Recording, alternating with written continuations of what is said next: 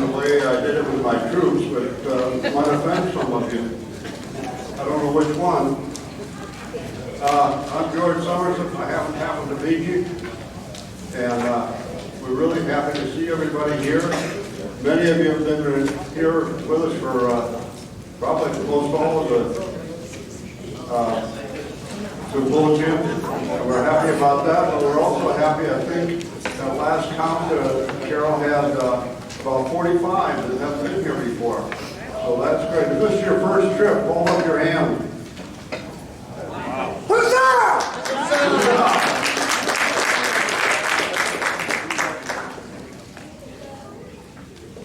And that would be David Brewer. And why don't you do a proper huzzah cheer, David?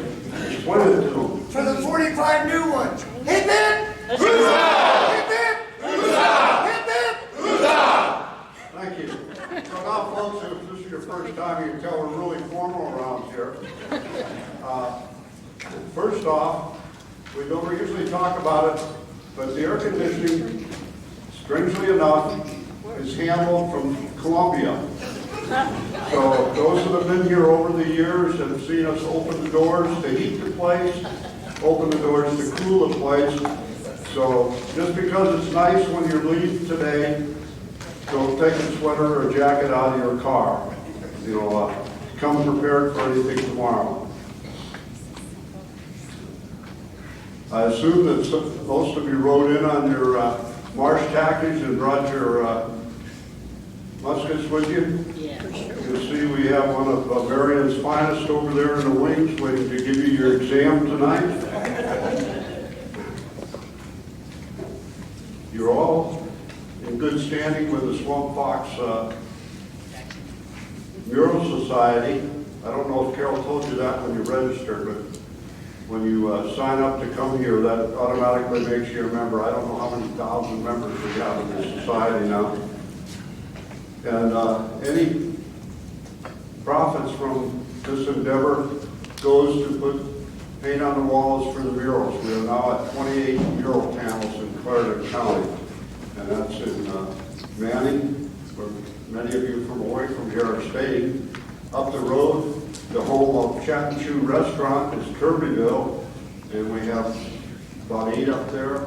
Little Town Crossroads over to the west, Paxville, has one. A town called Somerton, which, and this is really a funny thing for folks from not around here. They understand. I don't understand this. Because if you spend a summer around here, in Somerton vicinity, and they say that they came there from Charleston to get into a better climate in the Somerton area during the summer. Does that make sense? Anyway, that's what started this whole thing, was we were doing murals, going to start a mural program, and to be quite honest with you, we just got sick and tired of cutting up chickens and making chicken dinners to sell. And I think David Brewer was probably one of them, Charles Baxley, and then another couple, Chris and Bob Swalliger, somehow made contact with us and said, you really ought to start a symposium about Francis Marion. And with somebody yelling huzzah in your ear every time, you know, it's hard to say no. We're going to try to stay somewhat close on time, but as the military guys in here will tell you, flexibility is the key to victory. And we want to visit our snack bar out there, visit the ladies over at the sales tables, and visit the tables where the people are selling their books. Many of the presenters have brought books, and some who have presented in the past are back with their books, and always they're really good quality. Also, sitting back there at the snack table right now are the 2 people that did all the floral decorations for the whole place, Doug and Sue Butterfield. And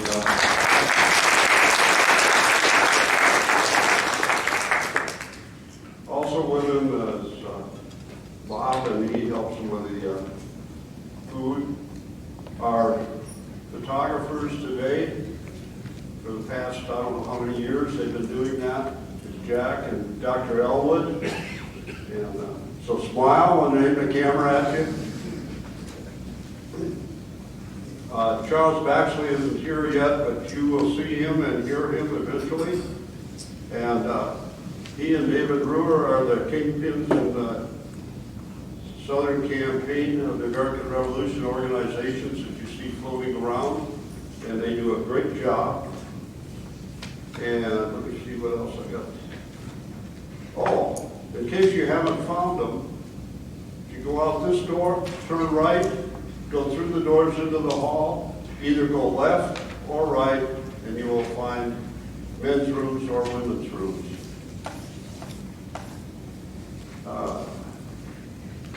We have on our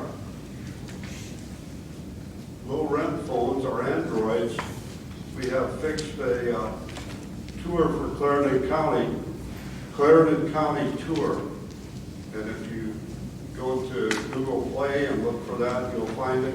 And it's free. And that's the reason it's on an Android. It's because we don't have to pay them $500. They let us put it on there, and they charge you $5 to load it. So, everybody should have one of these hanging around their necks. That's the way we know to let you in and not throw you out the back door. It also lets you eat. So bring that when you come to dinner. Also in your folders, you'll see sponsors, and I'll wear you out with a slideshow up there that shows our murals and some other stuff around the county, along with the sponsors. And the sponsors have green packets, if I remember correctly. And the presenters have the clear packets, and the people supporting the operation have yellow packets. Has anybody got any questions for me now? Okay, one requirement that we keep saying, and this is a requirement of a lady that kept telling Carol and I, if not you, who? She always says in her presentations that she was educated in Canada, that in her British textbooks, when she studied the American Revolution, the British said that they lost the war in the South. So the rest of it is, why don't we say we won the war in the South? And why do we, now you get to do George Summers' part, and that is, why do we make a big thing out of Charleston battle? Why do we make a big thing out of 2 losses up at Camden? And why do we forget where a little ugly guy took a bunch of even uglier, less educated guys and beat the crap out of the British? I mean, somebody in here will say, Colonel, you were really screwed up with that comment. But the rest of it is, the way I counted, he fought at least 52 times. And the one time that they say he lost is sort of questionable, because he was already called out of his seat in the Senate to go take over the troops. And then the horses ran away. And that's sort of, you know, if your troops aren't even capable of holding your horse, that's sort of bad. But anyway, that's what we're all about, is trying to point out good things in the Southern Campaign, the good things that Francis Marion took part in. And one other thing, when you talk to some of us, if you've ever been in a knife fight, and that means I went one with our artillery piece, or I went one-on-one with a MiG, that was a battle to me. And if you talk to an infantryman and he went one-on-one with somebody on the ground, that was a battle to him. So to me, if you're in a fight for your life with somebody, that rates to be called a battle. I don't care whether it's got one guy or it's got 10,000. Anyway, we got the good news today. We got a guy by the name of Captain Clark that played with the British down in Charleston a few years ago, but he's bringing us good news about that battle. Captain Clark, over to you.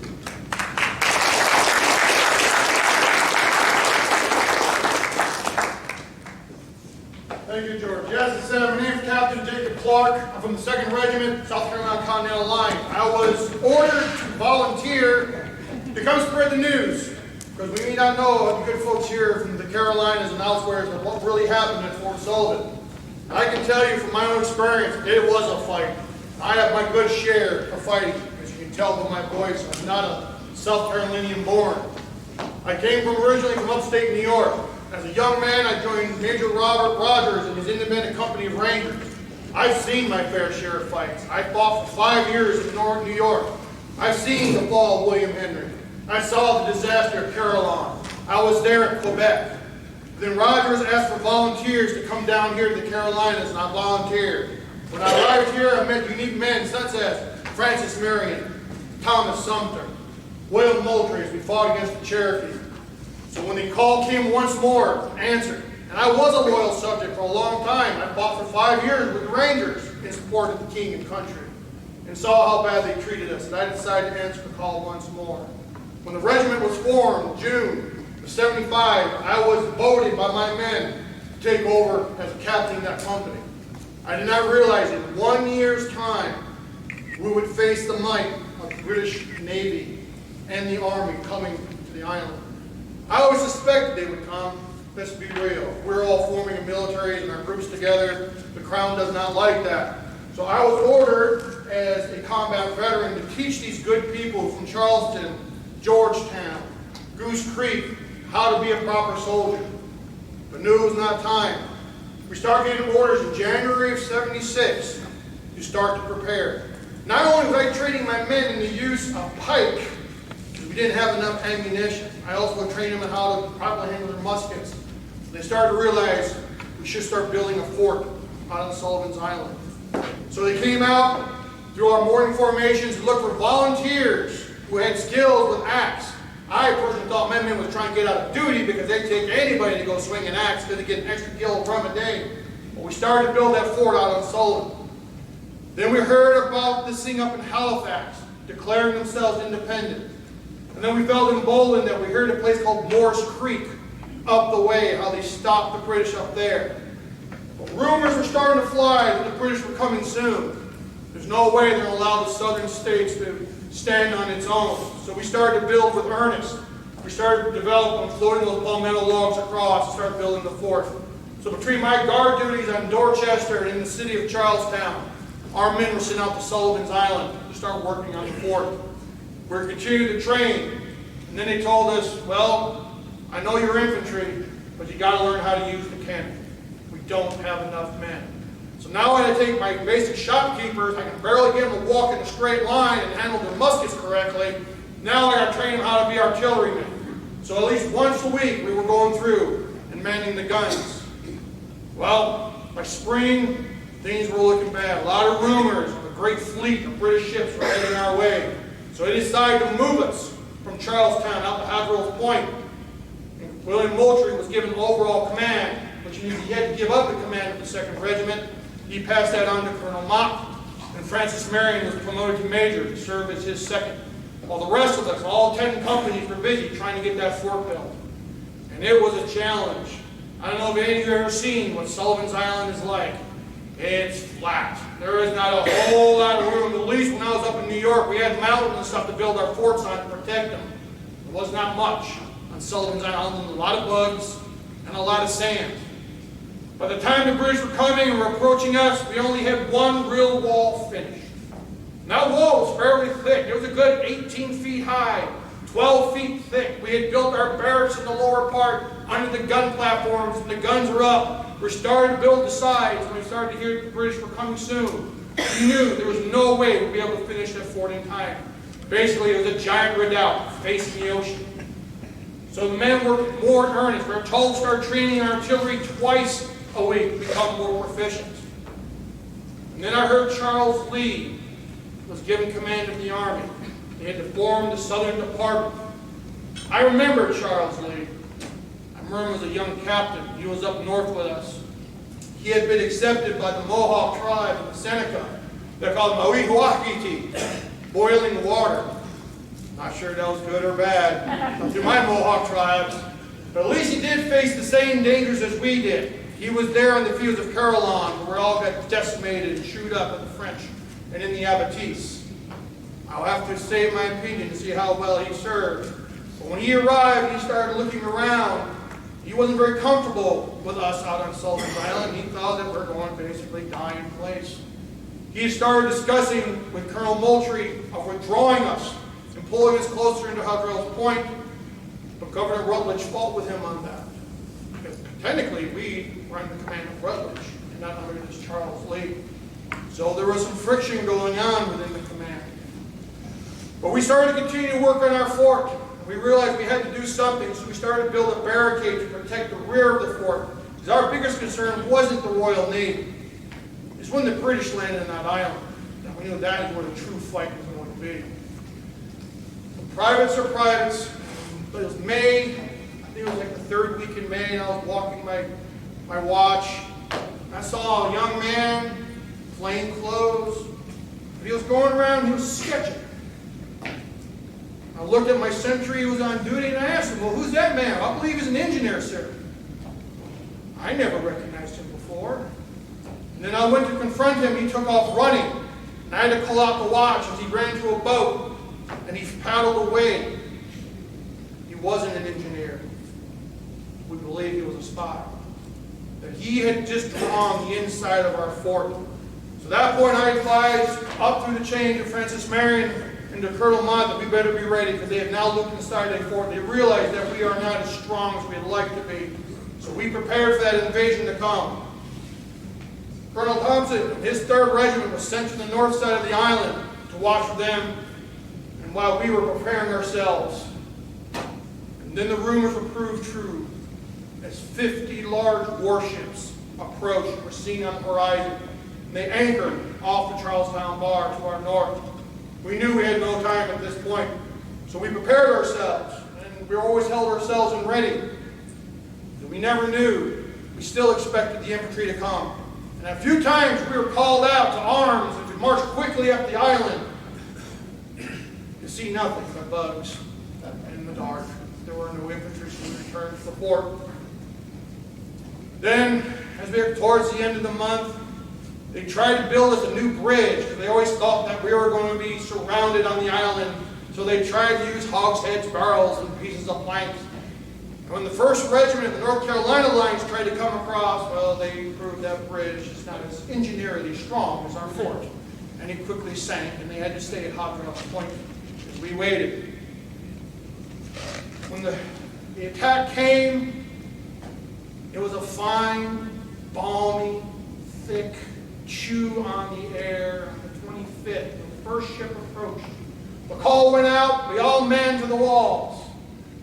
We had a 28-pound gun that I was assigned to with my men. We all were in position, we were ready.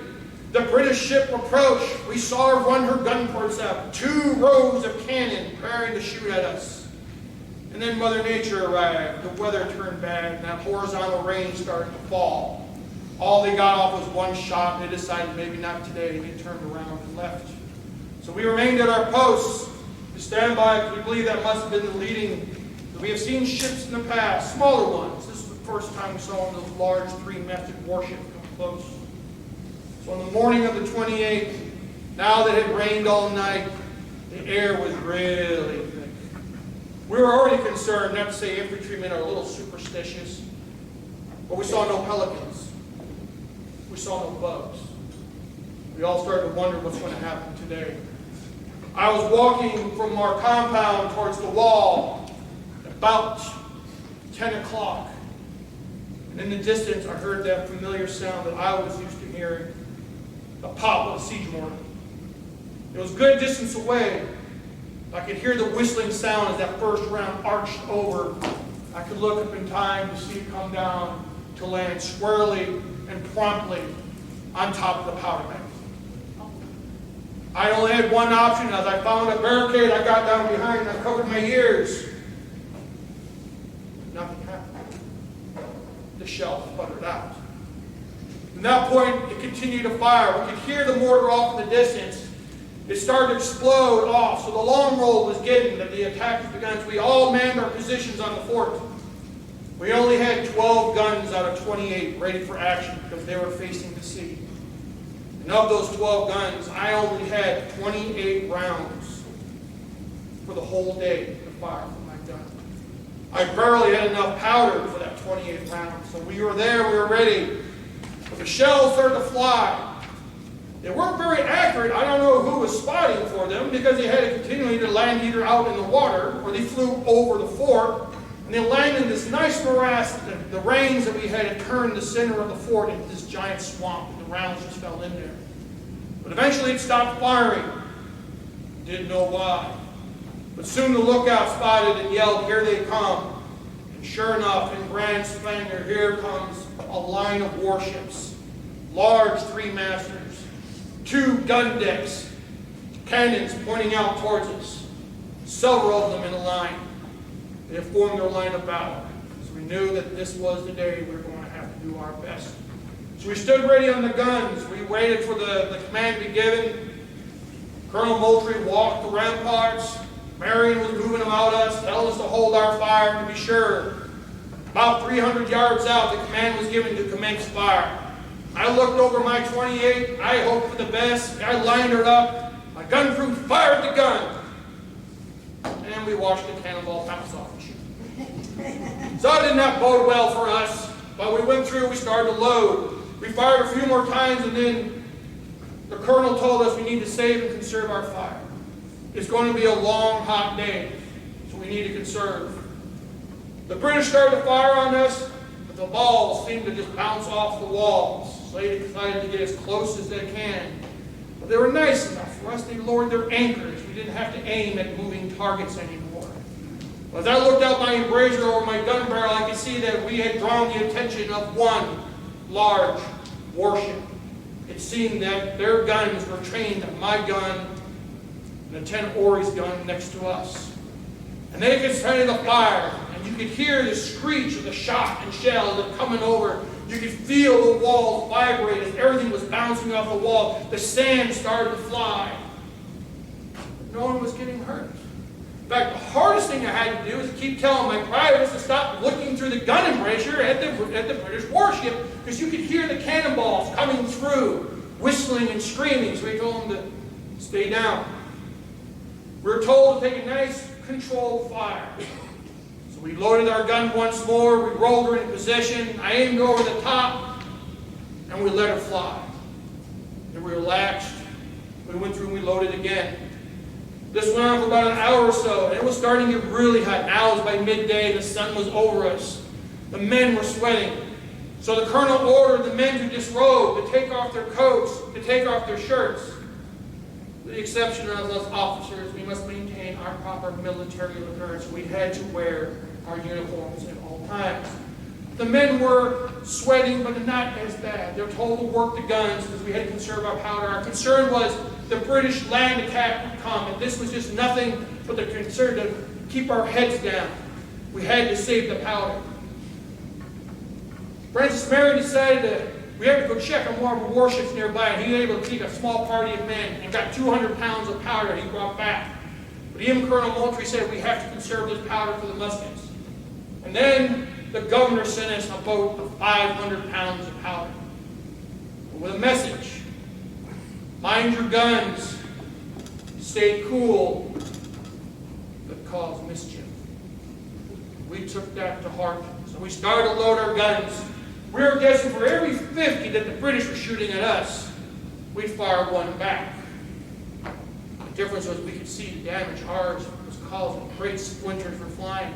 Those who were not manning the guns were actually manning the parapets and their muskets, and they were shooting at the British sailors in the tops, enough so that it appeared that they all pulled out of the tops because too many of them were falling to our deadly accuracy. Then we had a lucky shot. I felt bad for the young lieutenant in my company. His brand new silken coat was just there on top. The cannonball hit it. It flew up into the air and was stuck in a tree. And we couldn't get to it. It just sat there and waved in the wind as we were fighting, going back and forth. And the poor lieutenant didn't know what to do. He had spent so much money on his coat, but we had to tell him we had to wait till the end of the day. By afternoon, about 2, our flag, that nice blue flag Colonel Moultrie had created, was shot from its staff. We all panicked because we all know that to the British this must mean we surrender, and we were no way. In fact, we had determined that we will fight it out in the ruins of this fort if need be. Which scared me because I remember another colonel named Monroe at a place called William Henry said the same thing. It didn't turn out so well for that force at William Henry, so I'm hoping we will for the best. So Sergeant Jasper from the Grenadiers took it upon himself. He leapt over the top. He slid down onto the beach. Cannonballs flying about him. He grabbed the blue flag. He climbed back up on top. We're able to get some rope. We took one of the long handles from our artillery pieces, and our flag flew proud once more. We were starting to have a telling effect that the British started sending another set of ships around, try to get us from the side where we had no defensive positions. And of all times, if General Lee decided to come out to inspect how the men were doing in the field, he arrived at that time. So, Lieutenant Marion had to go down with his platoon to try to open the barricade to allow General Lee and his staff to come in to see how well the fight was going in the fort. I believe, unfortunately, we unsettled him because when he inspected inside the perimeter, we were all leaning up against the wall, smoking our pipes, waiting for the cannons to cool, because again, we're keeping our shots cool, but causing mischief. He saw that everything was in hand. Nothing was necessary for him to remain. He wished Colonel Moultrie the best, and he returned to the city of Charlestown. We quickly pulled the barricade back up behind him as we're still waiting for the British to attack. This went on into nightfall. Again, our cannons booming once every so often, but the guns continued on the British side. And you could hear them pounding against the walls, shaking, the dust settling. Air starting to choke with all that powder because all their smoke was blowing into us. It got hotter and hotter inside that fort. And not so, the buckets of grog was being passed back and forth for the gun crews. And nothing builds the esprit de corps of the men to see the colonel himself passing the bucket around and saying, never a finer drop as a man ever had. And then he's saying it to his other men. And we had to agree, it was some of the best tasting grog we've had in a while. So the fight continued even though the sun went down. They did not seem to try to break them, but they could not break us. 3 of their ships tried once more to come around the side, and they found the bar outside to the north, or to the south of our fort. And they all ran aground. 2 of them were able to float, but 1 could not. And unfortunately with the wind, it turned her so she was perfectly aligned with our guns, to fire straight down her stern. So with cool collective effort, our men manned their guns. We fired out on her. The British knew they could not get her off that bar. They tried to abandon their ship. So we decided to take the opportunity to man a longboat. We sent a platoon of our own men out there to take us what they could from the ship. Maybe some good Carolinians need to show these British sailors how to build a fire, because it wasn't burning very well when our men made it to that ship. We were able to get as much as we could off, as much powder and shot, and then they rode back in victory unmolested, unharmed. The ship blew up later. It must have been enough, because the admiral decided that we had probably done more damage to him than he did to us. And they raised their anchor, and they sailed away. We gave 3 rousing cheers and victory and huzzah for Colonel Moultrie and Colonel Mott for saving the day. But in the distance, from across the way, you could hear the city of Charlestown also giving their huzzahs as they watched the British sail away. A few days later, the fine ladies presented us our regimental colors, 1 blue and 1 red. Our dynamic actions on that fort. So good people, I'm here to say, victories like this, we will win the day. We will stop the British Empire, even though we are a bunch of shopkeepers and some of the most attractive gentlemen, but I know some men in my platoon are not all attractive. But we have good hearts, and they fought well, enough so that we drove the British away. So, ladies and gentlemen, that is what happened down at Fort Sullivan. Contrary to some other stories I've heard, ourselves the rumor that Francis Marion fired the last shot that took out the Admiral's ship. No, he did not. But he was there, and he did serve with us. I can't recall who it was who fired that last shot. It was enough that it seemed to scare the pants off the Admiral as he departed from the air. I now can answer a few questions if you have about our fight on the fort.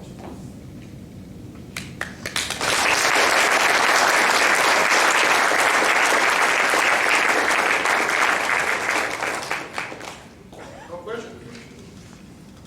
I told you enough? Sir. When was it renamed Fort Moultrie? After Colonel Moultrie was promoted to general, it was about 3 months that they decided to change from Fort Sullivan to Fort Moultrie. And it remained then? They remained that way Until and then on. summer. Yes. Ma'am. If I might ask about your uniform, Yes, ma'am. your sword, that's called a short sword, No, ma'am, this is a Jaeger sword. the Jaeger sword. All the officers, for the most part, carry Jaeger swords. And it's strictly decorated. If I got to use this, something really, really bad is happening. Ma'am. Tell me about your cap. Helmet. This is the 2nd Regiment's helmet. All soldiers in the South Carolina units wore these helmets for the simple reason, if you ever tried running through these fine woods, it's easier to wear a helmet. It's a lot more durable. The thorns doesn't seem to stick to them as much, and they're easy to maintain. Other than that, they are very warm in the summertime. But it's a very distinct look. All South Carolinian troops have this to show that we are South Carolina troops. Is it made of leather? Yes, ma'am, it is. Very thick leather. It was made by saddle makers. So it's the same leather used for saddles. Thank you. Yes, ma'am. Are they gamecock feathers? No, ma'am. These are nice decorative peacock feathers. We were fortunate enough to be able to go by Fort Moultrie yesterday, and we didn't get to spend a lot of time, but I was wondering, is the situation of the fort now, the way the hills and everything, is that the way it was? No, ma'am. The way it was then? From where the position is, if you were to walk out to the front, you'll see 2 32-pounders. That's generally where we believe the original fort was. Over time, about 1790 1800s, the old Fort Moultrie was torn down to build the new Fort Moultrie, which is the brick position you see today. It was more forward. Yes, it was up literally up on the shore. Because basically right after the battle, the detail went out. We collected all the cannonballs. So we started the battle with 28 rounds per gun. By the time we got done with the battle, the British had provided us over 5,000 rounds. Now we had to bring back into the fort, which was still, not too warped from the impact, but we definitely restocked our armory with new cannonballs. Who at that time was commanding the British fleet? That will be Admiral Parker, Admiral Peter Parker. No Snickers. Something about webs.